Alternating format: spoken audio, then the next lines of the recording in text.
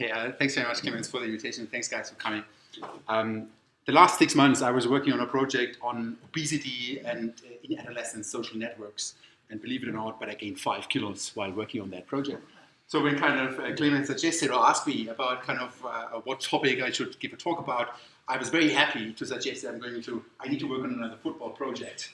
So, but as I haven't really recovered from those 5 kilos yet, this is still a work in progress that is going on. But I was very happy to present this. Also in the same way, which is really a coincidence, I find myself always like just 2 weeks in the build-up to the World Cup, I find myself working on football papers. That's just how it goes. I don't know. Luckily, the Football World Cup is long enough. Also have another project where I look at the Olympic Games, but the Olympic Games are much shorter. So actually that project really takes a few iterations of the games. So anyway, so what I brought with me today is basically I'm going to, I have this working paper that I want to talk about, but in order to reach that working paper, I realized I need to introduce a whole bunch of other things. I need to introduce a bunch of other data sets that come together in that third paper where I'm going to use all of that data together at once. But they also set like the roadmap towards that paper. So that's sort of why I'm going to first talk about 2 papers that are already published, but that are within that context. I kind of set the scene for this working paper that eventually I want to get to and would love to get your feedback on. Okay, so the first question that kind of occupied me, in a very general way, is why are some teams better than others? And that's a question, that is being of concern in management studies, in organization science. When you're an entrepreneur in firms, it's actually an important question. Like, why are some teams better than others? And when you kind of look into the literature and try to see what are the answers that people kind of came up with so far, there are different suggestions for that. So first of all, some people say some teams are better than others because they have better individuals. It's like a human capital perspective on this. Others say it's about leadership. There's a whole literature on leadership and management in teams, that sense behind that. But then also a big topic in that literature is diversity or heterogeneity in teams. That teams need to have different kinds of skill, different kinds of people, and that's this heterogeneity, this diversity that kind of is beneficial or helps to make some teams better than others. So there are a couple of other explanations for that. But the one that I found very interesting or very intriguing was the one that some teams are better than others because the team members interact in certain ways with each other. Now, that's intriguing to me as somebody who's interested in social networks, but I also find it as a value added that we can give, as I think a deeply sociological explanation, that the whole is more than the sum of the parts. It's not just the good individuals in there, it's about how they interact. It's about the actions and the interactions of the entities of those individuals that bring about the social outcome, and in this case, it would be the performance of the team. Right? So team members work together, everybody brings something in, but they have to interact with each other somehow. So the suggestion is it is about network relationships, that team members are related with each other in the one way or the other that kind of matters for the performance of teams. Okay, so when you kind of look into that literature, there's a growing body of literature that links structural properties of interaction patterns in teams with the performances of teams, and I contributed to that literature a little bit. But essentially, the story is that such an approach suggests that some teams are better than others because they orchestrate their teamwork in some ways that other teams do not. Right? It's about the structure of the interaction. And then you kind of can drill further in, so what is this pattern? Or what is the kind of thing that matters?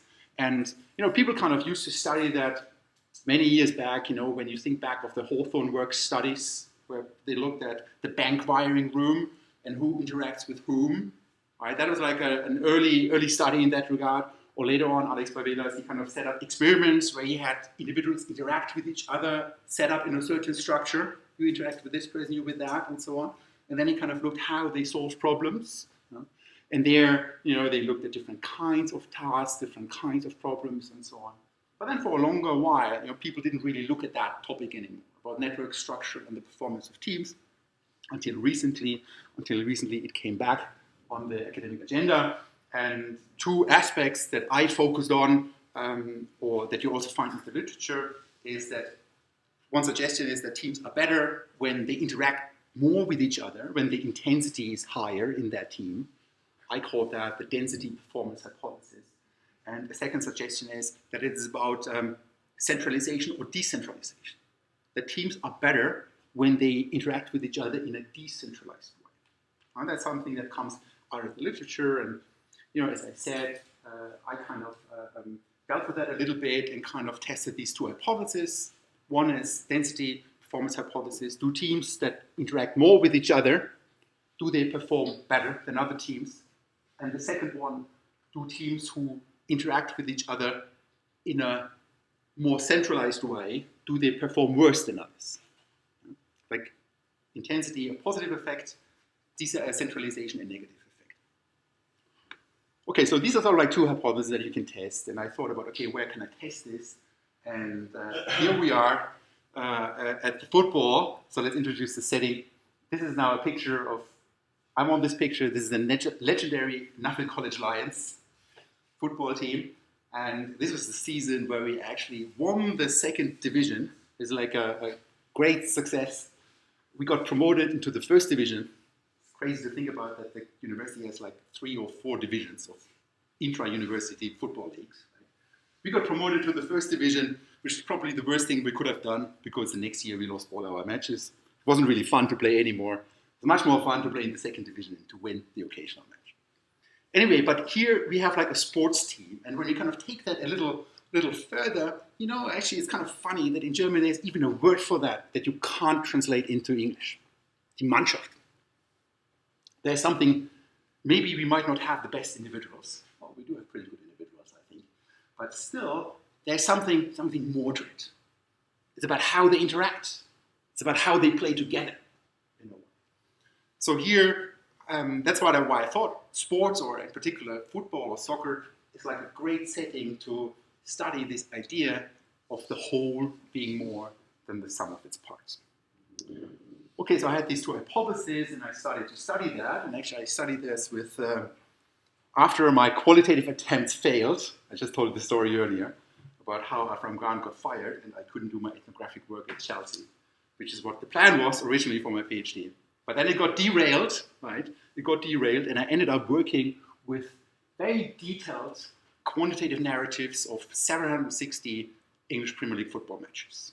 And these are matches of the 2 seasons, 2006, 2007, and 2007, 2008, like 2 seasons. There are sort of in total, all matches, there are 760 matches in there. And the whole data set comprises over 1 million in-match events. So what is an in-match event? Well, it's basically every player touching the ball. It's basically every foul, every referee decision, and the best thing is it's the geolocation of these events as well. So it's like the timing and the geolocation, although I don't really use that in this kind of work. But based on that, I could extract the information about 250,000 passes being made between those players. And from a design point of view, I think the interesting part is that this gives us up to 80 observations for each team. So up to 80 observations per team, performance, and network structure, which allows me to do a longitudinal analysis or a panel analysis where I then can control for all those unobserved things that still matter. Some teams are just good. Others are bad. But now I can ask this kind of question, are teams better than they usually are when they interact in a different way compared to how they normally interact? So this is data that originally comes from Opta Sports, and here I have a little visualization of this. So what you see here now, this is now an animated heat map of one of the matches, Manchester United against Tottenham on the other side. Think of the ball being hot and rolling over the pitch, and it kind of warms up the pitch. You see it becomes red and it's white, and if you wait kind of long enough, there it happens. Manchester just scored a goal, and now they're kind of walking back, and now the game continues. So that's basically the data that I'm working with. Or actually more precisely, I'm working with this kind of data. This is now a depiction of the interaction pattern of the passes between the players, of the Manchester United players, in that match against Tottenham in September 2006. So what you see, well, first of all, this is a weighted network, a weighted directed network. Right? So there's a direction, there's a sender and a receiver of the pass. Then we have a weight attached to those ties, depicted by the width of those ties. It means, are there many passes or are there few passes? Right? and then you can kind of see, okay, what is the flow of the passes? Where do they go and where do they land? And here, this is still the time where Cristiano Ronaldo played Manchester United before he went to Real Madrid. And what you can see from this, a lot of arrows point towards him, but not many go out from him. But he's a striker. He was a pretty good striker. That was his job. This is another depiction of another match. This is now in the same season. This is Arsenal playing against Aston Villa. And now I kind of arranged it in a circle. But another thing that you kind of see is that almost everybody is connected to everybody. This is like a very dense networks to begin with. Everybody makes a pass to everybody else, but the difference lies in the weight that is attached to those ties. And here, when you kind of count the players, now you only see 8 players. And the reason for that is, well, we do have substitutions. So up to 3 players can get substituted, and you need to deal with that somehow. Because when those players are substituted, they cannot receive a pass anymore. So in order to get around that problem, I focus on the 8 most active players per match. So these are sort of what my players kind of define. Then I look at the team, and I look at the interaction pattern between those players to deal with the issue of substitutions. And then you kind of zoom in, so now this is kind of depicted as a network, but if you kind of zoom in into the raw data, into the dyadic data that we have, actually the most number of passes occurred on the 24th of November 2007 in a match Derby County against Chelsea. On the Chelsea side, John Obi Mikel made 32 passes to Frank Lampard. Or actually, funnily, the second most, this is now over these 2 seasons, so over these 260 matches that we have, this is the highest number of passes between 2 players. Right, the second highest number of passes was actually in the same match, was Tal Ben-Aid to John Terry, also 32 passes. Okay, so now we have actually pairs of players. And remember, I have like eight players that I'm focusing on. So I have 8 times 7 combinations, and I have that times 760 matches. Actually times 2, why? Well, no, it's 760 times 2. Why? Because I always have like 2 matches that play against each other. Right? So this is sort of like the long dyadic data set of interactions that I have, or actually of passes that could occur. When we look at the distribution of this is how it's distributed. You see, I don't know, there's like the highest number is down here somewhere, and most players just make a few passes between each other. So this is the distribution of number of passes between the 8 most active players. I call that Pij times T. I'll come back to that later on.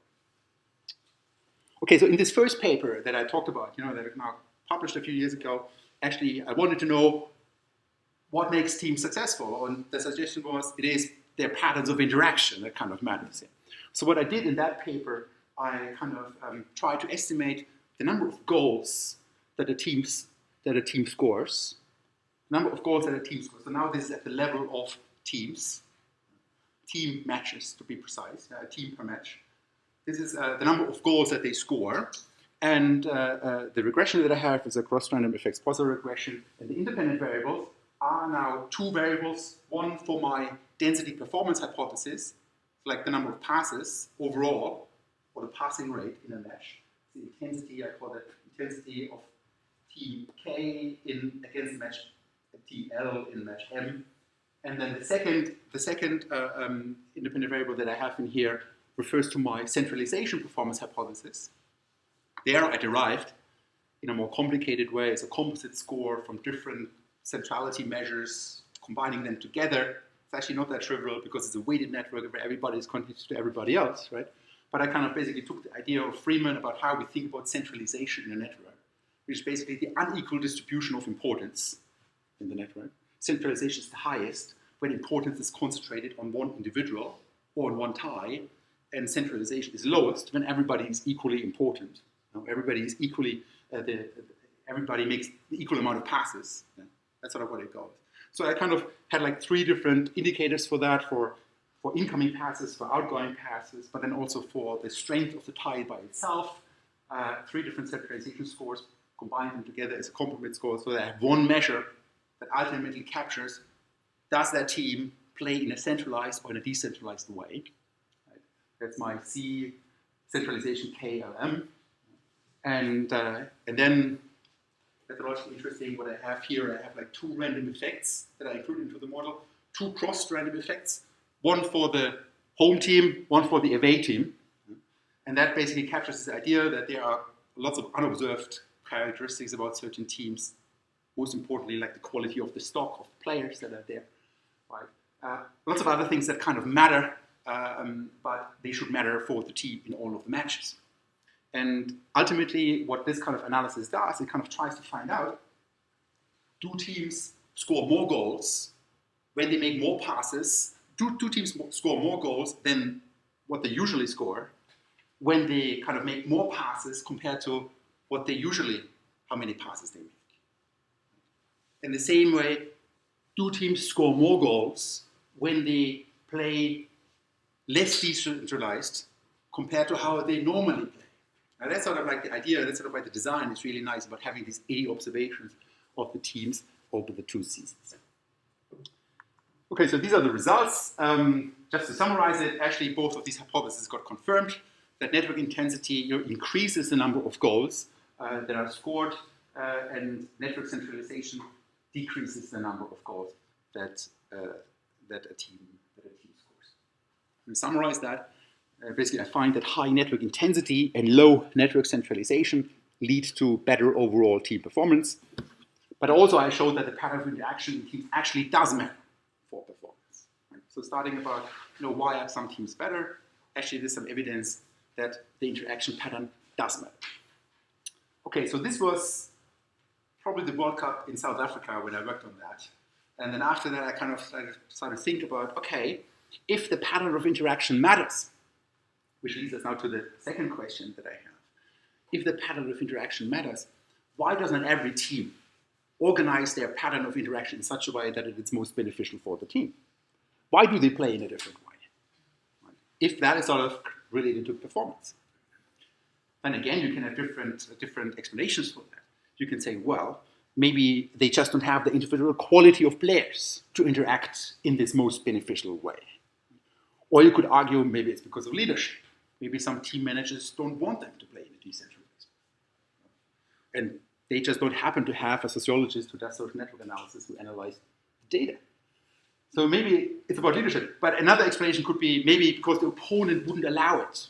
Maybe they would interact with each other in the most positive way, but there's the opposing team. That's a problem. There's like an opponent in the team as well that tries to disrupt the game. Okay, there are a couple of other explanations. But then the one that kind of took my attention was this one, that interaction by itself is the outcome of a learning process. So if you put us together in the team, we don't just interact with each other magically out of nowhere, right? We need to get to know each other somehow. I need to understand what you do. You need to understand what I can do. I need to understand where I can pass the ball so you still catch it. And so that how fast are you and so on. So there the idea is that and there is a literature in the management studies on shared experience. Actually, I called that then later on network experience in a paper that I published. The literature is around familiarity in teams, experience in teams, teams that know each other, team stability. Teams are stable, and because of that, they kind of know each other, they're familiar with each other, and because of that, they got better in doing what they do. And there's a literature that kind of links that with performance of teams. And there are a couple of fascinating studies. So, for example, there's one on surgeons and hip replacements. Now, there are teams of surgeons, different kind of doctors coming together. They kind of nurses and surgeons. They kind of work together while surgery, and they kind of looked at the stability of those surgery teams and the success of the hip replacement procedure that they performed. There's another paper that looks at the success of comic books and creative teams, about stability in teams, and how successful the comic book that this team produces at the end of the day is. What are the sales numbers of it? But then there's also a study on the efficiency or effectiveness of teams on aircraft carriers.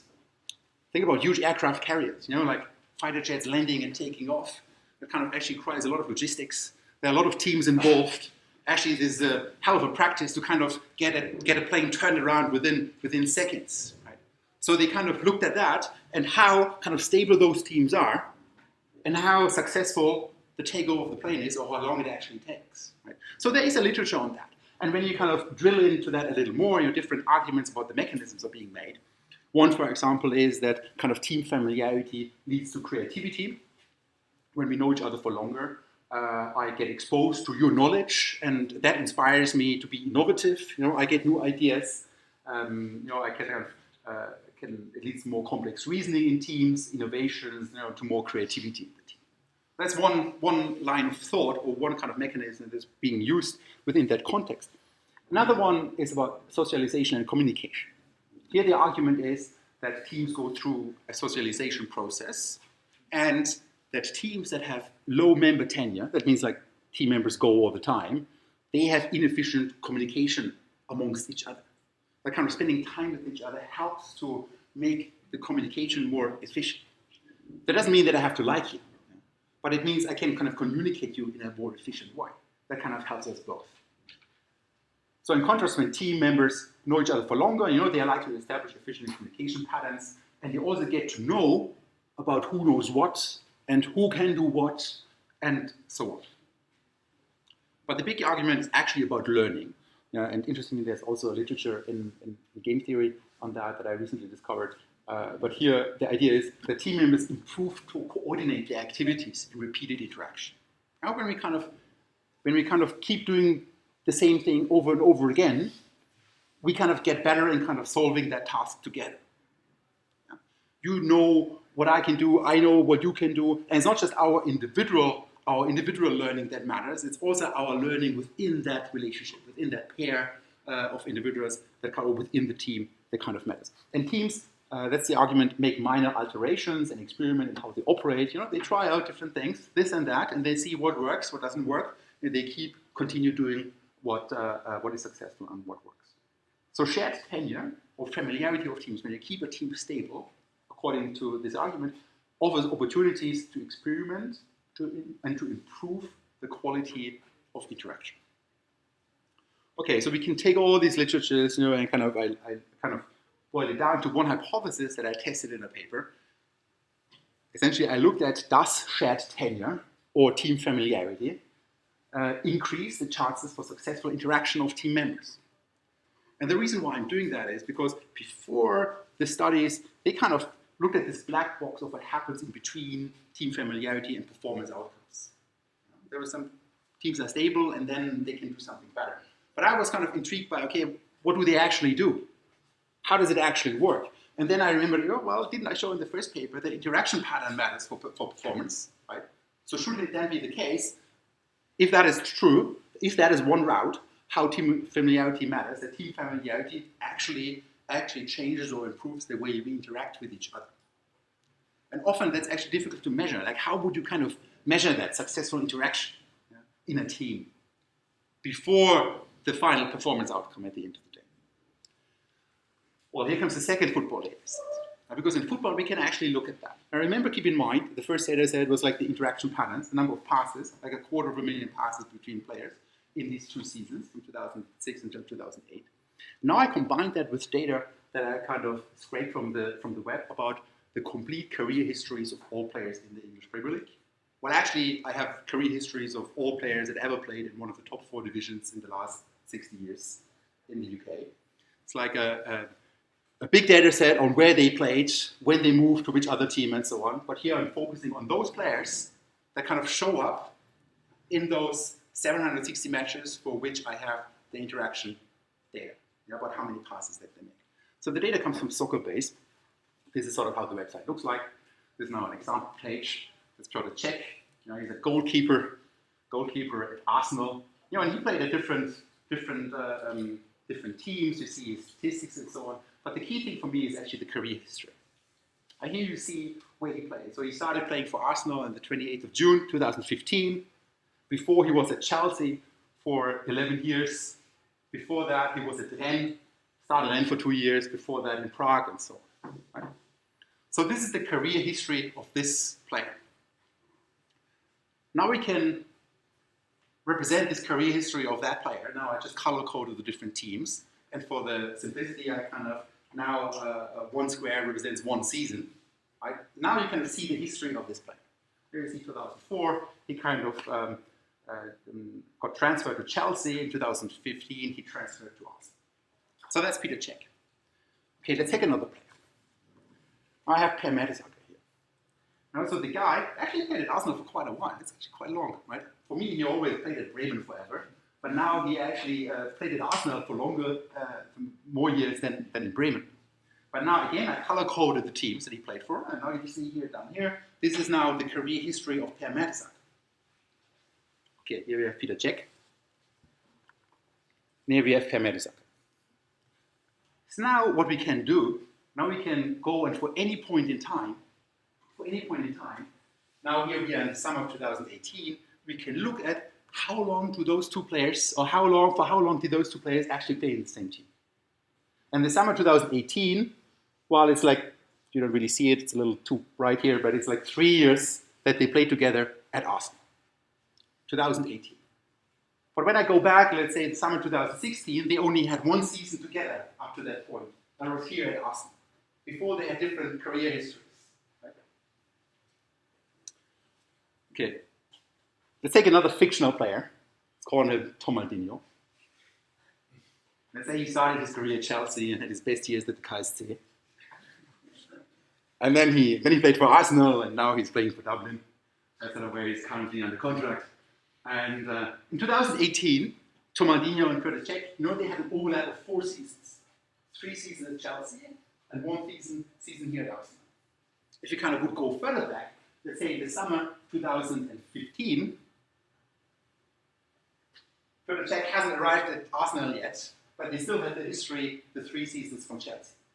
Right? Okay. So that's basically what I'm doing. I do this in a little more sophisticated way, so I don't look at the seasons, but I actually calculate the number of days that at any moment in time, 2 players had history together at any previous team in their life, in their career. Little caveat, I don't have information about national teams, so sometimes good players come together in the national team. I don't have that. It's only based on club data. So ultimately what I calculate here is EIJT. That's nothing else than the dyadic experience, I call the dyadic experience of player I with player J at any time t. And later on, what I'm going to do, I'm going to plug in the time of the day of the match into that, right? Of those players that are together on the pitch. And it's really just calculating, were they at the same team, yes or no, and at the end, it's just the number of days that they played together. When we look into that raw data, it's dominated by Manchester United legends. So for these 2 seasons, 2006 until 2008, for example, on the 6th of April 2008, in the match Middlesbrough against Man United, for the Manchester United side, there was Ryan Giggs on the pitch at the same time together with Paul Scholes. They kind of showed up in the same match on that day. And at that moment, they had already a shared experience, a dyadic experience of 5,546 days. Basically, they both played for Manchester United for 15 years. That's like quite impressive. Huh? For not just for any player, but for pairs of players as well. Right? When we kind of go down, so actually Ryan Giggs and Paul Scholes, they kind of lead that list for a long time, because obviously, whenever they kind of show up on the pitch together, they show up in the data set with as many days that they play together. For example, there you see, a week before, they played against Aston Villa, and they are 8 days before. There they only had a shared experience, a dyadic experience of 5,538 days. Now this is sort of how this is being calculated. So at any match, I look at, actually again, I kind of focus on the 8 most active players. 8 times 7, 56, and then I kind of look at their shared history at this particular moment in time for all of the 760 matches for the 2 teams that are involved. Okay, so again, this kind of generates a long data set, a long dyadic data set. This is sort of how the distribution looks like. Here you have the raw number of days that they play together, and as you see, and this is sort of frequency, as you see, most pairs of players know each other for less than a year. They don't have more experience than just a year. Some players, this is sort of where Ryan Giggs and Paul Scholes are. This is sort of, they are the outliers down there. Okay, I call this dyadic experience, EIJ at time t. Okay, we can represent this also in a network way. Now you see, this is now again like the 8 most active players of Arsenal against Aston Villa in August 2006. And now you see everybody is linked with everybody. Like everybody has some history with everybody else. Well, they played at least in that team where they are right now together with each other, right? But the key is the thickness of those ties. So here, this kind of tells us that Henri and Silva, they had like a lot of shared experience, a lot of dialectic experience. Right? For example, Henri and Henri, they have not that much shared experience on this particular match when they are both on the pitch. So I calculate dialectic experience. So that's nothing new. That's just what I said at the top. But furthermore, I kind of move this on and I could look at what I call team experience. And team experience is nothing else than just the average number of days that 2 players who played with each other on this particular day have an experience together, or how long they played with each other. It basically gives me an average number for the whole team of all the combinations that I have there. And this leads us to the model of the second paper, where I then kind of use that in a regression analysis. At the end, what I do here, now I kind of remember I had like this IKL, which was like the intensity, which was like the independent variable in the first paper. Now I can ask a question: is the intensity of passing, is that affected by, and I have all sorts of things in there, and somewhere here it is also my team experience. So do teams who have like more experience, or players in teams experience playing with each other, do they make more passes between each other? And again, it's like a cross-random effects model where I control for, I don't know, home team effects and away team effects that accounts for unobserved heterogeneity. Also look at centralization. There's like the second variable in the first paper. And I have 2 sets of regressions for that. The results, it's also a paper that got published.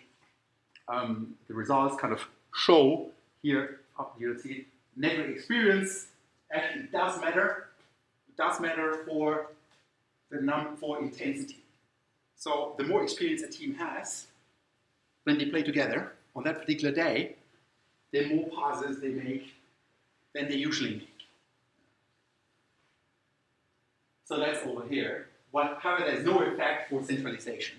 So centralization doesn't seem to be affected by this average dyadic experience that is fielded, which sort of makes sense because this dyadic experience, that's a dyadic thing, right? It's like, I know you. It's sort of much more straightforward to think about the passes that kind of we then make between each other than thinking about the overall structure of the team that is affected by our relationship. So because of that, I kind of thought, okay, maybe it sort of would be more appropriate to look at this at the dyadic level. So in a very simple way, do I actually make more passes to you, or do you make more passes to me when we know each other for longer? So I did an analysis on the dyadic level.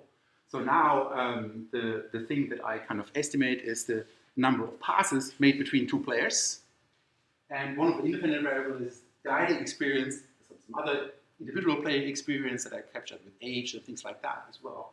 But the key thing is like dyadic experience. And what we see here is that actually is also like a positive effect. So when we know each other for longer, there tend to be more passes between each other. Now you could argue, well, maybe this is a selection effect. That makes sense. I don't know. We tend to stay together. Maybe Paul Scholes and Ryan Giggs, they just happen to be in the same team because they are just really brilliant together. And because of that, none of them got ever transferred, right? So this is a fair argument. That's why in the second model, I kind of restricted the data set to only those pairs of players that knew each other for less than a year. And the reason here is that most contacts are for at least a year.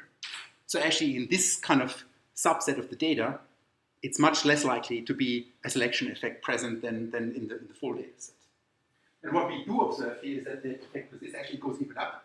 So actually this tells me, okay, maybe this actually, it probably does make sense that this experience is sort of like a declining curve. Matters at the beginning. Maybe 1 year matters a great deal when we're in the new team.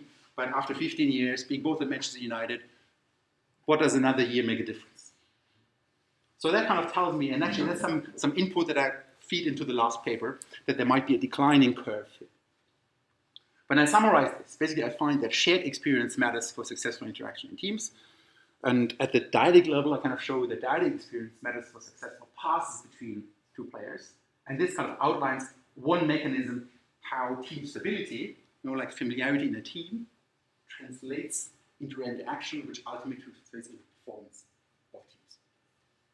Okay, so this was the second paper. Like first, network structure matters for performance. Second one, team familiarity matters for interaction, for network structure. But then kind of when you look into that literature about team familiarity, I kind of dig into that and kind of try to find out about, okay, how does the team actually matter, and the different mechanisms that play a role in here. One thing that I noticed that the actual individual seems to be missing in that equation. It's all about how the team interacts and how familiar they are with each other. But then I thought, where does the quality of individual players come into play here? So particular skills. And the idea behind that is the following. Imagine that there are two very good players. You put them together in the new team. Say you have a new colleague who joins your work team, your department, and so on. Here the idea is that if that is a really good person, actually you might be much faster in kind of making something out of that experience that you have with that person over time, compared to when you have an individual who might be of lesser quality that you put into the team. The rationale for that is, again, that learning is like a component of human capital, how quick people learn. There's some skill attached to that. And if we believe in the second paper that interaction in teams is learned in time, that then the human capital of individuals should matter in that learning process. Actually, what it should do, it should moderate the effect of shared experience on interaction in teams. So basically, the idea is, if we are both good players, we need less time together to function well. While if we are kind of both bad players, we need to play in the same team for a longer time to learn from that shared experience and to improve our interaction. That's the idea. But interestingly, I'm still struggling, maybe you guys have some ideas, I'm still struggling to find the proper framing for this and the proper literature for this. Because this management literature on familiarity in teams, they don't look at human capital perspective at all. While human capital folks, they don't look at familiarity in teams at all. On how the combined learning in teams is actually a matter of, or how individual qualities factor into that. The closest that I came to is actually in the economics literature, because when you think about that, when you think about the situation, I'm standing here and you're standing over there, and I have to make the decision, do I pass the ball to the left or to the right? And you have to think about, do you run to the left or do you run to the right? When you think about that, and kind of then the successful interaction as the outcome of that, this is essentially a coordination game. This is where we need to coordinate on something, right? And kind of either I know that you are better in running to the left, or I know you're better in running to the right, or I know you're not the fastest anymore, so I kind of make like a shorter pass instead of a long pass and so on. While you kind of know how I kind of make the passes as well, and you might actually anticipate what I'm going to do. Because you know me, because we've played together for quite a while. And so actually this literature also shows that kind of familiarity, or in this case like just experience between two players, that then they converge, they kind of develop a convention somehow, they coordinate on something. So that's one literature. But interestingly, that literature, or one paper that I found, looked at status in that context. And there they actually showed that when you have a status differential in a coordination game like that, that then the two players, they coordinate faster on a better equilibrium. Basically, if you are a superstar, and I'm just a crappy player from the Nothing Lions, and then we have time together, then I kind of, I concentrate on you. And you make the passes, and I kind of then follow, okay, well, this is sort of what he wants me to do. There I go, I trust you. While if, let's say, we are both superstars, we're both in the same team, we both think that we know the world, right? We have different ideas. And we kind of are less effective in kind of finding that convention and finding that equilibrium where you coordinate so that interaction is successful. So that's sort of like one literature that I've been eyeballing on that. But if you have some other ideas about that, I would be very happy. A few other things that I thought about in that regard. Maybe we need to think about that in the context of learning abilities. Think about what individuals can actually learn, right? If it is the case that kind of skill or human capital that I have, instead of one aspect of that is my ability to learn, then in this interaction process, pairs of players who are both very high on human capital, they actually should be better in learning together. Right? It's not a skill that we have. Maybe lesser players or players of lesser quality, they are just not good in kind of translating that experience that they have into a productive outcome. While if you are good and I'm good, we both have capabilities to make something out of that. We learn better. We both learn faster as individuals. We should also learn better from each other's actions or from the outcomes of each other's actions. So here one can derive a hypothesis based on that pairs of individuals with high human capital need less time to learn how to coordinate their interaction. You just put two good guys into the room, they come up with good ideas. Yeah. The effect of shared experience and successful interaction is more pronounced for individuals with high human capital compared to individuals with low human capital. So that's sort of one idea how you could think about that. But then I also thought maybe we need to think about learning potential, about what we actually can learn. Maybe at some point we are just, you put two good players into the room and they don't need no time at all. So any additional day, it's not needed. You could as well just have a Skype conversation every 3 months. It's equally effective because they are both so good in kind of making something out of that. So the slope or the increase might be actually less. So here one could derive this hypothesis that pairs of individuals with low human capital can benefit more from learning through shared experience. The effect of shared experience and successful interaction is more pronounced when individuals have low human capital. Yeah? Okay, but then kind of pushing that further, I kept thinking about this economics paper that I read, that it's about the status differential in a way. And then I thought maybe it's a story about compensation, where you are really good players and I'm a crappy player and I make a pass and you're just so good that you still make something out of it. Compared to or the other situation, I'm a crappy player, I make a crappy, or you make a pass, I'm a crappy person, I run around, you know how I am, you know kind of how to make best use of me, so you kind of make a pass so that I shine even though I'm a crappy player. So here now the idea is maybe it's about the differential.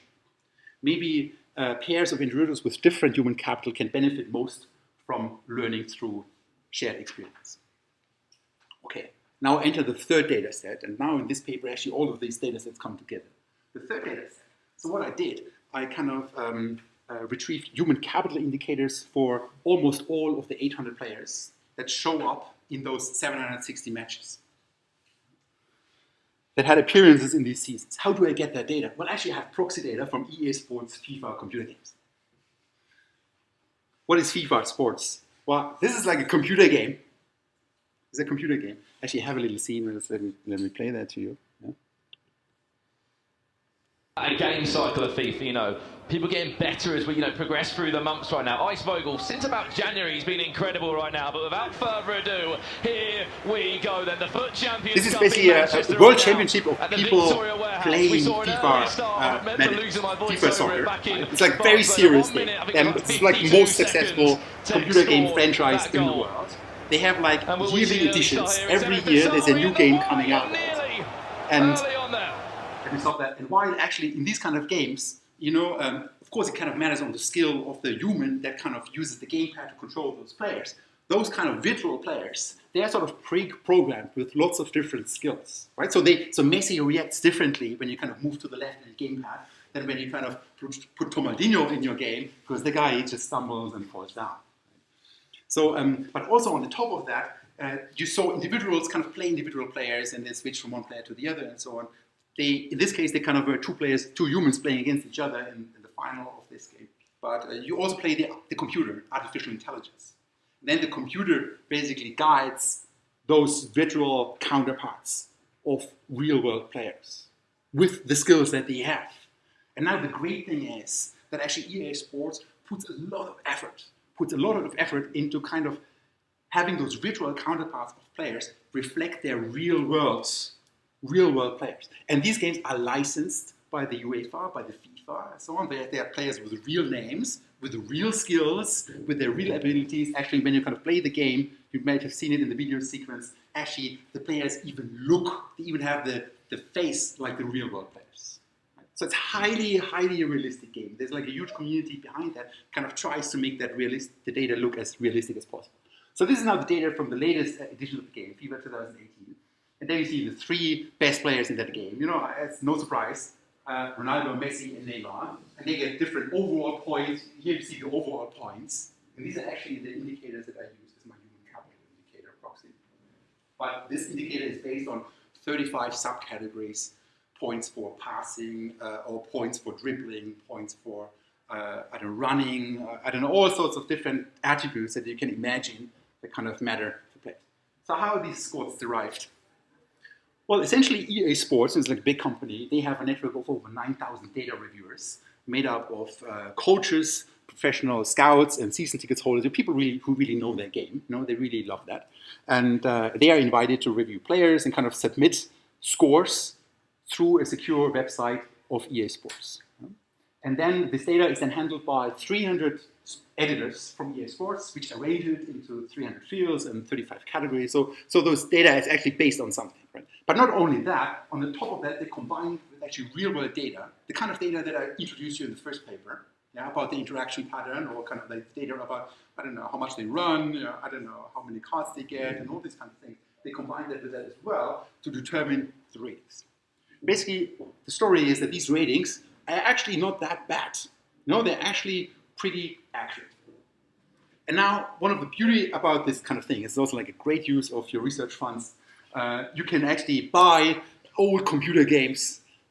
So I kind of got hold of the editions of FIFA in 2006 and 2007 that were just released before these 2 seasons, where I have the interaction data. Right? And here, now you see, this is now a screenshot from the Manchester United team in the FIFA 2006 game. There you see they're still in the goal, legend Edwin van der Sar, and he had like a score of 86 overall score and 83 potential score. It's like another metric that is being used there. You see Paul Scholes is still in there, so we get this data. So this is the data that I'm using for all of the players that kind of appear in those 716 football matches. So you have the distribution of these scores. This is like from the FIFA 2006 game, this is from the FIFA 2007 game, and I match them accordingly to the season, right, so that I use the most accurate score.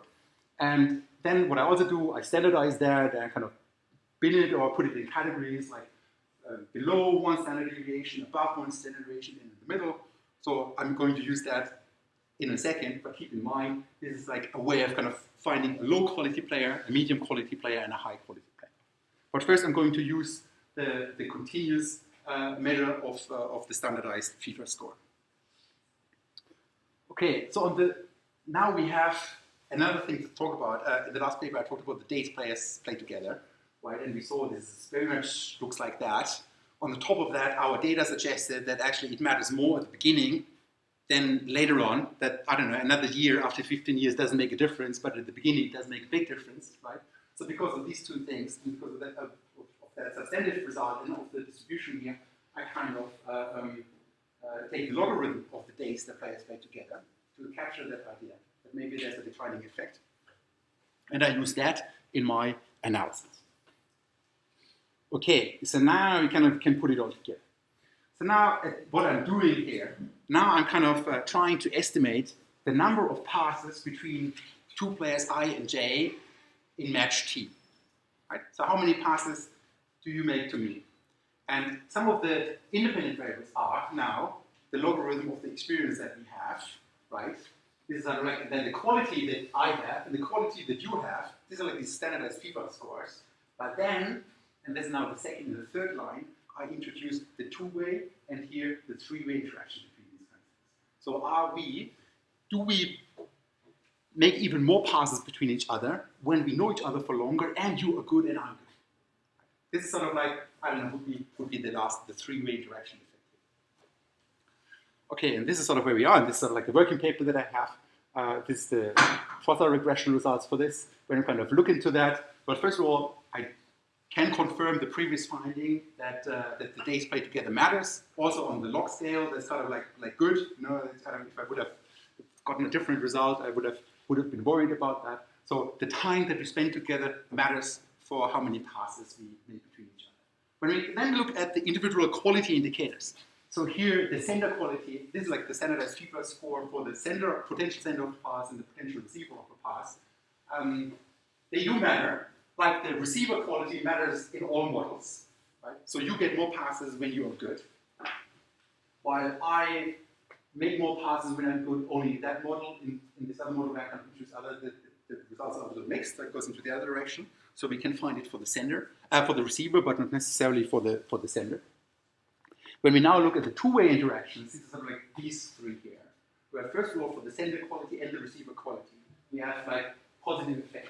Maybe just a word like here, the difference between the third and the fourth model is that here I introduce another random effect for the sender. Maybe some players are just good in making passes and you just have more opportunities to pass, for whatever reason. Maybe the coach wants, the team manager wants them to make a pass and so on. So that's why I use that in here as a control as well. But what we see here is that the interaction effect between your and my quality is positive. So there are more passes between us when we are both good.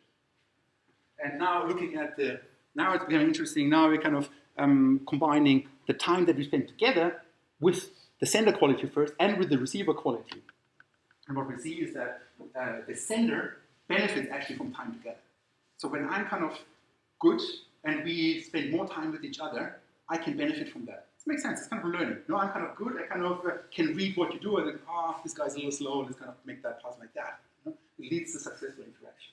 While on the receiver side, the effect is actually much less. So actually in that model here, I'm not surprised that it's not there anymore. Remember, there's a random effect included in there. But the real thing that I wanted to get to, and that now it took me like 50 minutes to get to that point, was like this interaction effect, the three-way interaction effect. Are we more likely to make passes between each other, or can we benefit from the time that we have together more when we are both good? Do we need basically more or less time to kind of make something out of that experience together? And here we find a negative effect. So that means when we are both good, we don't really benefit that much anymore from the time that we have together.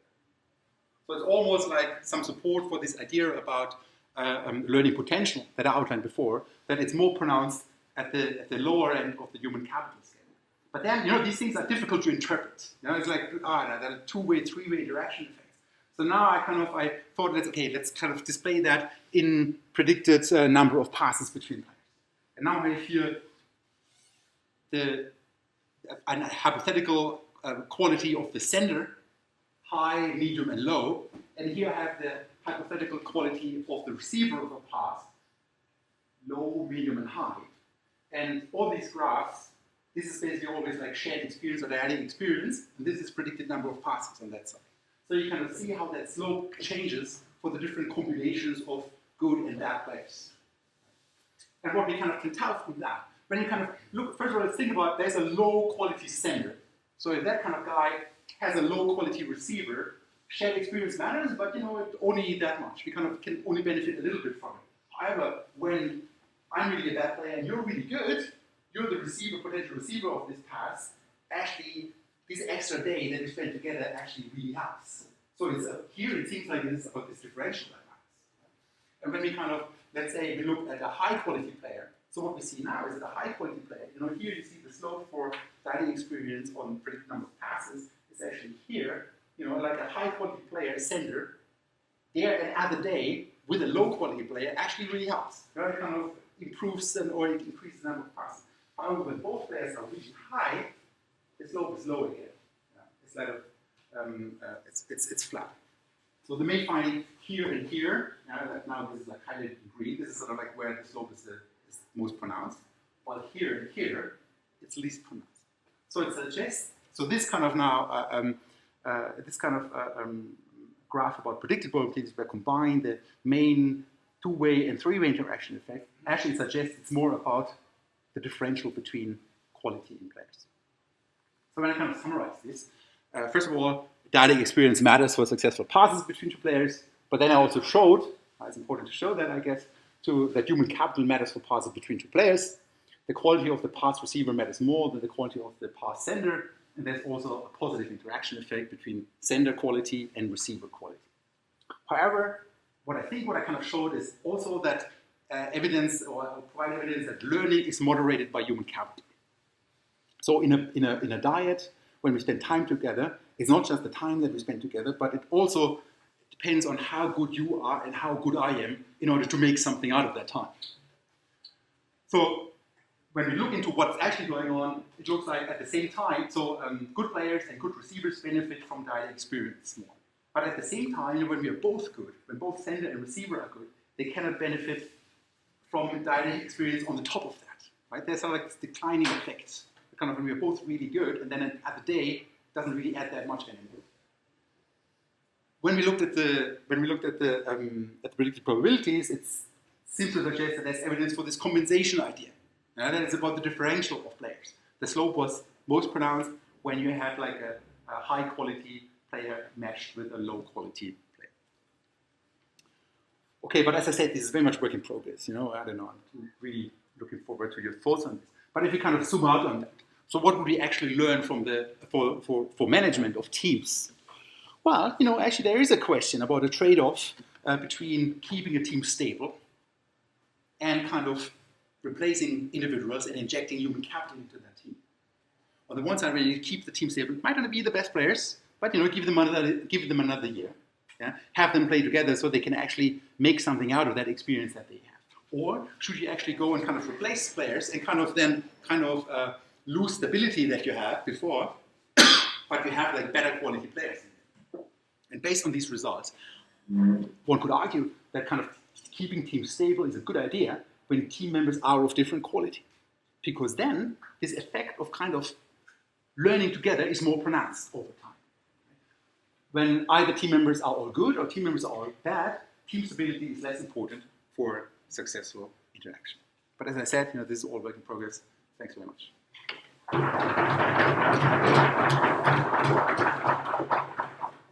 Yeah, thank you very much, Thomas. Who wants to start with questions and comments? Hello. Thank you very much. One question I have was actually concerns Tomaldini. If you could go back to the slide where you showed the history of Tomaldini. That was, I think, part of the second paper, but I guess it also concerns the third paper later on. And you already mentioned this selection topic, and that so far, or the basic assumption is that stability breeds success, but of course success also breeds stability, and you account for that in the additional analysis. And I was thinking, isn't one way to get rid of this problem to just focus on shared experience, all shared experience, but those that you're currently experiencing? So by focusing just on the previous shared experience at Chelsea, and not focusing on potential experiences later on, or that are currently going on. So our shared experiences that I had 3 years ago in a completely different team, are those predictive of the success I have today? And if that's the case, then that would be really a strong argument. I see your point. That makes a lot of sense. Like, think about, I have 2 pairs of players, and these 2 pairs of players here. Now, let's say they have history in Chelsea, right? And now let's take 2 other players where, I think I have it here. Yeah, 2015. Let's take that.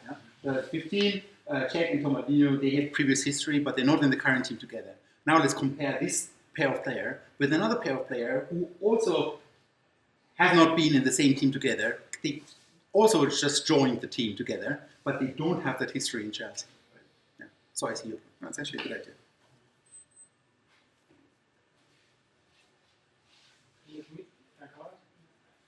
Thank you very much. Very exciting work. And my question would be, how could you be so determined that what you found about these network structures are really about these network structures and not some other hidden characteristics you haven't observed? Because I thought there are plenty of possibilities. I just think of a working paper which is by some economists, and they looked at Panini stickers and looked at facial expression and coded this facial expression on Panini stickers, and found that when players on average for a team, so World Cup teams, looked aggressive, or when they looked very happy, they are more likely to win. because this predicts more aggressiveness and well, it's also and also when you look at different teams, it's also possible that there is lots of selection going on. So when you include all these random effects, you would assume that everything what is left is just randomness and not like systematic stuff which could confound this. So my question would be, wouldn't it be a good idea to look at the two games of Hinspiel and Rückspiel of these two clubs, and just look whether changes in these two games matter for the results. So this would be more than, and within design, fixed effects design, where you try to cancel out all this unobserved heterogeneity related to different clubs and also related to personality characteristics of team members. Well, first of all, it's a funny story about the Panini stickers. I didn't know about that. That sounds cool work. You know? Although I wouldn't have wanted to be the student assistant coding that data. I really wanted to have the Panini book. Anyway, there's actually other fascinating work about the colors of shirts. You know, like when you have, there's a Nature paper about when you have like a red shirt, you're more aggressive, and then you're more likely to win. Or actually, the most convincing argument about that was like in judo. You know, like where they sometimes have like the red color and sometimes the blue color, and you know, the same. You mix them up, it's randomly chosen. But the guys are more likely to win when they have the red color. So obviously there are lots of other things that kind of matter, but you know, I'm not quite sure if I understood you correctly, because I do have these random effects here, you know, and that's pretty much like the design that you suggested, like comparing like two pairings of players. But what I do have, I have like cross random effects for each team. So of course there's lots of other stuff about Manchester United that I don't measure. But here the idea is a bit like the Panini pictures. If that is not like the case, then this actually should matter for all of the matches that Manchester United plays. It's stuff that I don't observe. So it matters there. So I think I kind of have that capture in the two non-nested levels, and I have that one for the home team and one for the other team, because both kind of teams, obviously, if you are a good team and you play another good team, it's a different story than when you're a good team and you play a bad team. So maybe I misunderstood you, but I think this stuff is captured the unobserved heterogeneity in the random effects that I included here. Yeah, thank you for your talk. Very interesting. I asked myself more from the theoretical perspective, what made you summarize the structure of the game by the passes between players, because there are a lot of different avenues you could go. So why this focus on passes? Yeah, well first of all, because I think it's just really. Of course, there could be other structures that matter. You know, like one argument would be like who actually likes whom. You know? But then you could argue, well, that who likes whom, that doesn't lead to goals.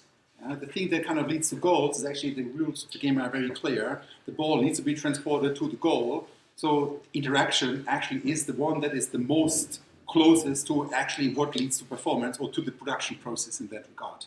That's sort of why I kind of chose to focus on passing. So in that regard, I think I would love to combine that kind of data also with that kind of, you know, like classic network generators that we have, but who, for example, likes whom, who doesn't like whom, and so on. And then do they more passes or less passes between each other, and so on, right? But here the idea was that the passes is actually the closest to the actual production process in that case. And of course, there are kind of lots of things that you can criticize about the setting, but one of the things that I like is that you can actually observe the production process in a very clear way. Maybe any other setting where I can really observe about how something came about and who did what and who interacted with whom and what led to ultimately to a very measurable outcome of the team as a whole, which is the performance of the team or the many goals that they scored. I replied to this directly. But you aggregated the passes over the whole game, so it's not like you can show how the game evolved, because when I see this data, what I'm thinking about are these dynamic models, for instance, from the Stafford and Holloway group in Zurich, and because a game like this is pretty much an unfolding process of relational interaction. Absolutely. And I mean, are you planning to do something with these models That's as well? exactly the reason why for this build, actually, I signed up for the workshop. Okay. For exactly that model. Because then I Because think absolutely there are right. also like other theoretical branches of the literature open to you, because you ask what you can do about this learning, and that there is not a real avenue in the literature yet. You say, okay, the game theory guys are not thinking about it, and the others as well. And yeah, maybe incorporating the comment about the penny stickers. I don't know if you heard about Randall Collins and his concept of emotional energy, but he did a bit of about sports as well. And I mean, with the video data and the new algorithms that are there, you could easily, not easily, but it's possible to quantify something like facial expressions players have in a certain time-stamped interaction, and then take this into account as well. But what I was thinking more from the game theory perspective combined with network analysis is that you could take the geocodes of the players and see this as another matrix of distance. And when a player has the ball, he basically has to decide where to play, as you showed in your cooperation game. And when you look from a game theoretical perspective, it's like a sequential form game with almost infinite strategies at each branch of the form game. And through Bayesian updating, you could then update the optimal strategy that would be there to play the ball. I mean, there are different things you could choose to optimize, for instance, distance to the goal, as you already mentioned. And then see, okay, how good was the player's actual pass related to the optimal pass he could have done, given the configuration of all other players on the field, because you have this via the geocodes, and you could also, by this, incorporate the information of the enemy team. So, because now you are only analyzing data mostly of the own team of the players. And the problem with that is with geocodes. Remember, this is data from 2006. Yeah. So I don't have the geocode of every player. I just have the geocode of where the action happens. So I would love to have, I don't know, the geocodes of all the potential receivers of the pass. I don't have that. I only have the geocodes of the person who actually got the pass the next time. So that kind of rules it out. But nevertheless, the geocode thing and the timing, you pointed out two things that are, it's beauty in that data. I had to do something with that. And actually, we did one other paper where we kind of exploited the geocodes a little bit. So we had one paper that got published in an economics journal where we looked at discrimination. We looked at discrimination of black players in the Premier League. So whether they get yellow or red cards more often than white players. And what we did there, we kind of basically provided an empirical test of the idea of implicit discrimination. So the idea of implicit discrimination is that a referee, or that you discriminate in a snap second. You know, while if you have some time, you wouldn't do it. Now that's the idea. It's not explicit. It's kind of like implicit. It's like a concept used in psychology, but also in economics. And the way we kind of exploited that is that we kind of looked at the yellow cards that the referee gives at different parts of the pitch. Because what actually also our data shows, that the time between the foul and the actual yellow card is much longer in the attacking third and in the defending third, while in the middle third goes much faster. Right? So what we actually do find is that black players get more yellow cards, but only in the middle part. Not at the attacking and the defending part, where the referee has actually more time to react. So that's actually where we actually exploit both the timing and the geocoding of that. But there's lots of other stuff that one could do with that, if you have some ideas. Yeah. I mean, thank you very much. This is a very interesting presentation, and I just want to say I love the idea of using the computer game data, although I have to say I always lean a little more towards pro evolution soccer, but this is just for the insights. Yeah. My actual question or remark is that you talked about in the second and third example a little more about the level of the dyads and how they learn interaction and maybe improve their performance. And I think the same or similar notion of improvement of performance or learning applies to the situation of this first example. exactly this equation that you are the idea behind it. So it could be, this is my assumption, that of course the outcome in this case, the expected goals or the performance on the field, has sort of a learning effect for the independent variables. So if a team scores well and scores many goals, they may realize that there is a certain aspect of or a certain passing pattern or certain game strategy that leads to success. And so this may imply sort of a feedback effect. Yeah. And if you, including a feedback effect, I don't know if it's ever possible, I don't know this type of model in detail, but if it's possible, it might take away a lot of the explanatory power that you reach now. But anyway, my main comment is the idea of a possible feedback effect. So how would you respond? Well, I don't know, it's a good idea. I think well, it's a bit like it builds on this idea of learning. As I outlined, okay, we try things out, and whatever works, we kind of keep doing that. And if something doesn't work out, we do something else. And here, I don't know, I thought of that in the context of practice. We spend time with each other every day, and we I pass to the left, to the right, I see what works out, what you can do. But you're suggesting that the game by itself might be a good outcome as well. So, I don't know, I try something in the game, and that worked out. And that kind of is then something, okay, well, now this kind of works, so next time, actually, maybe I should do that. Right?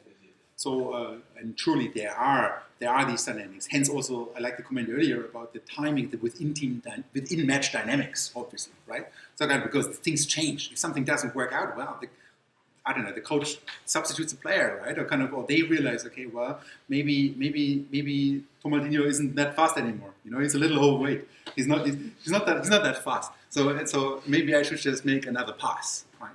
So they kind of react. So these feedback ideas, it kind of goes into this direction that there's a lot more dynamics happening there. And obviously, in the first paper, I simplify that.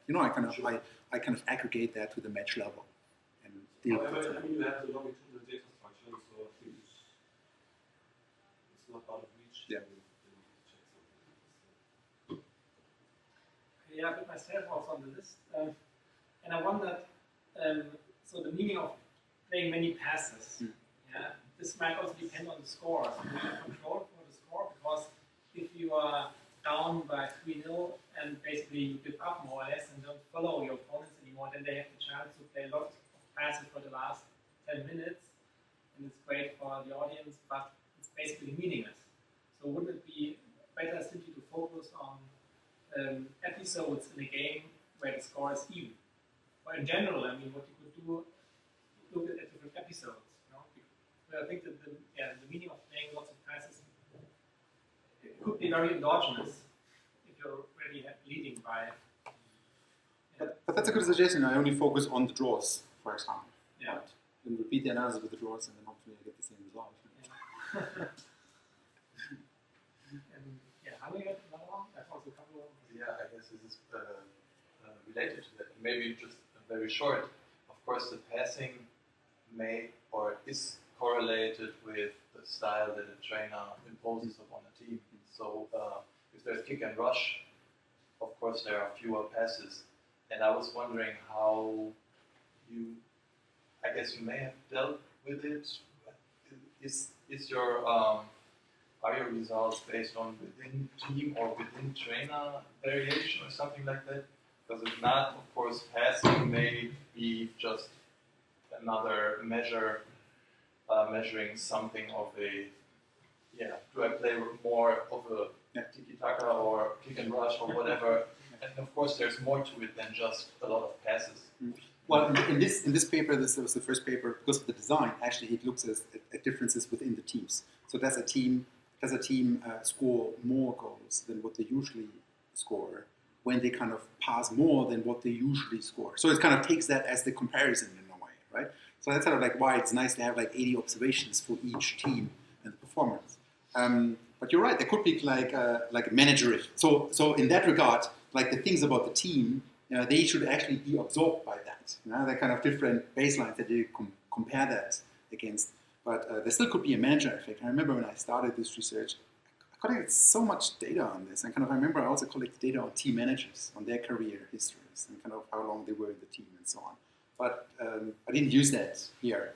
So that's like one thing one could think about that, and or maybe look at how teams change and the manager changes, but then also the players change. So. I don't even think that it's necessarily the coach or anything, but it may also there may be more to it than just the pass, because if you play kick and rush, there's necessarily fewer passes, and there's also a different style of the game. But if that is what your team manager shows you, then you should have fewer passes in all of the matches that you have. That's sort of like the thing where this sort of comes into play. Of course, then you could argue, well, maybe that kind of, I don't have to tell you guys in Cologne, you try different things. Right. You kind of fired a coach, Yeah, and it still didn't work, but there you could see there within season dynamics that a team plays in a certain way, it doesn't work out, and then they kind of change the strategy, and then they play kick and rush. So that's a that's a fair point. I have an additional technical question just to this equation.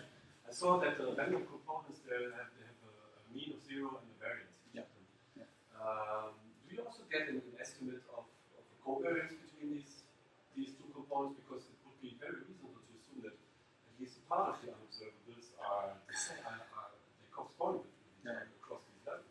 Yeah, I remember, well, don't ask me about the details. I remember this was like World Cup 2010, South Africa, or actually like 2 years later, when I kind of had the final version of the paper. So I played around with different specifications about having this covariance matrix structured or unstructured in the estimation process or setting it in a certain way. But don't ask me about the details about the name. Okay. Yeah, I don't know. So I wondered, about the broad implications, right? And then in the beginning you had this idea that the important contribution is also to show that it is the way team members interact that matters for performance. Yeah? And I think, for example, showing this for a sociology department could be very counterintuitive, because you would think, well, we all have these offices and people are only in front of their screens and get some results, or they don't, right?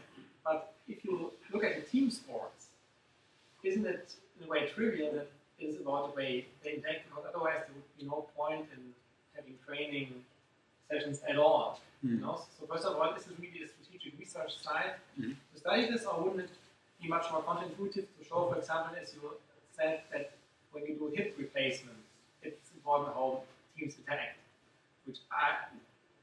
But isn't it in a way natural in team sports? Of course, it's all about how the team interacts. So this is first the question about the strategic choice, or also to frame a contribution like this.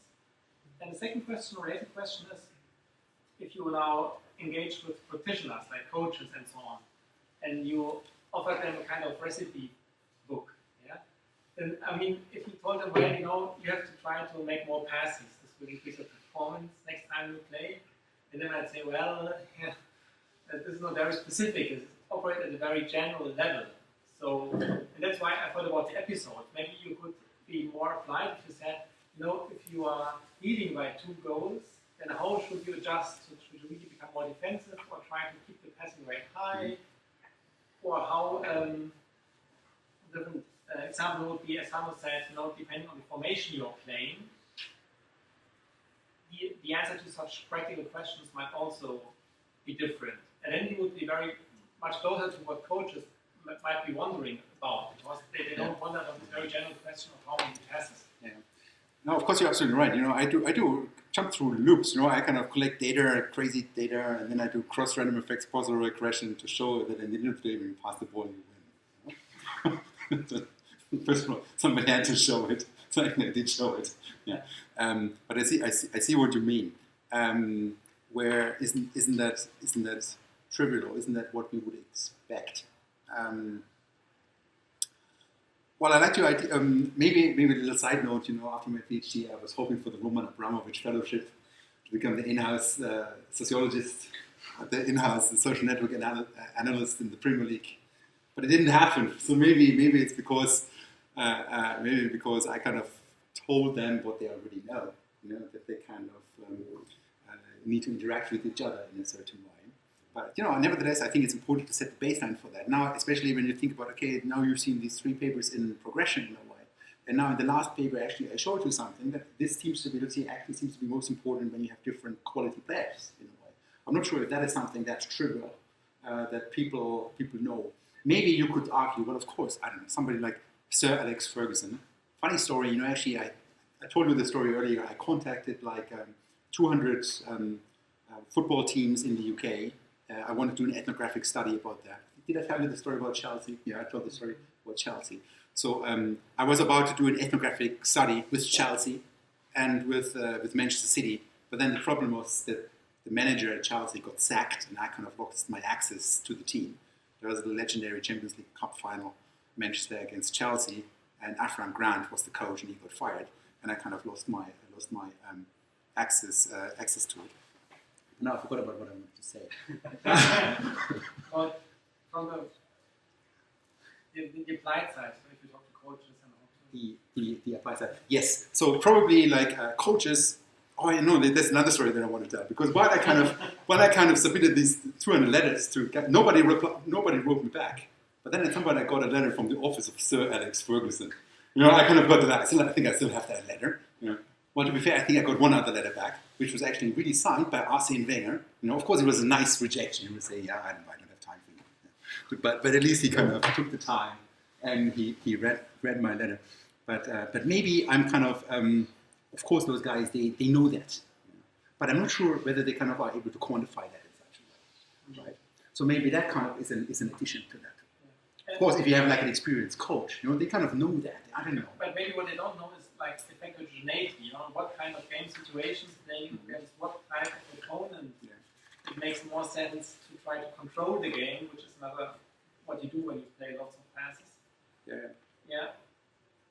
Things like that. Yeah. Or maybe you give away the ball because the other team is so highly over-motivated that you can then steal the ball again and make a quick success. I mean, I think if you zoom deeper into the data, and I completely agree it's important to have this baseline established, but now you can really zoom in. At the time, you know, I told you a little bit about this paper we published in this economics journal. You know, that I was working with this economist on this, and he loved the idea of looking at situations where there was a red card or something, right? Suddenly the dynamics changed. How does that change then what actually is going on the pitch, right? In order to preempt that, to kind of think about, okay, what would be the next steps to counter that? But maybe that's also something that managers already know. You know, I don't know. You get a red card, you know, you get a substitution. You know, you kind of put in another player.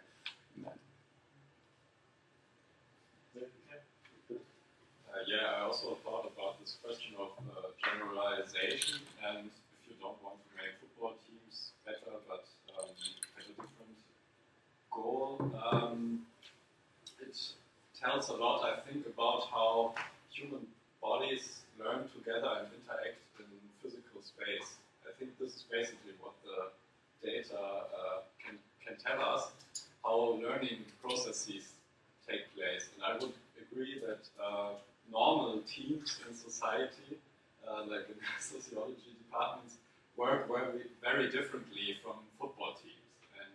And maybe the perspective could also be more how certain practices are inscribed into bodies relationally by experiences they share. And also, I thought about it when you told us about the measure of dyadic experiences. I think it's a great concept, and you so far operationalization by just the time you spend on the club, but maybe these guys never see each other, never socialize outside the game situation.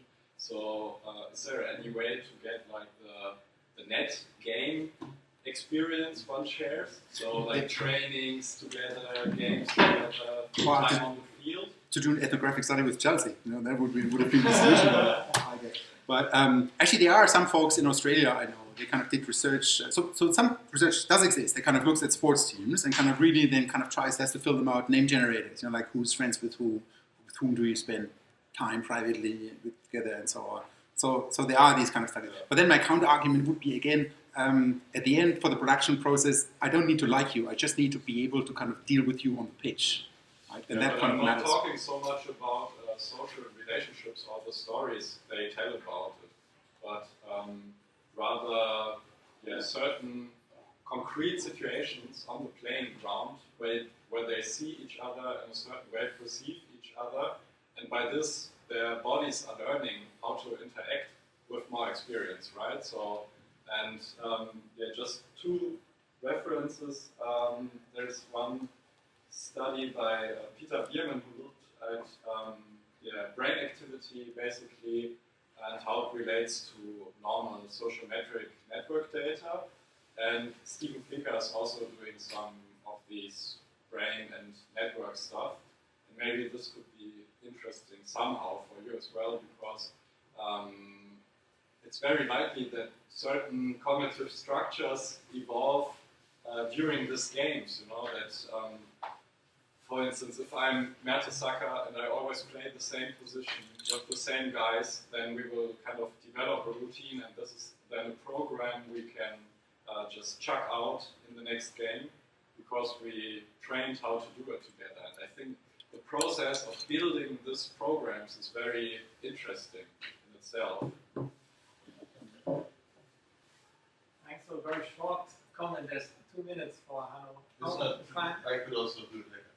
Okay, so before we close, we will go to some place nearby and have a beer or two, and everyone is invited to join us also spontaneously. We will meet downstairs. Thanks again for the great talk and for the discussion. Thanks, guys.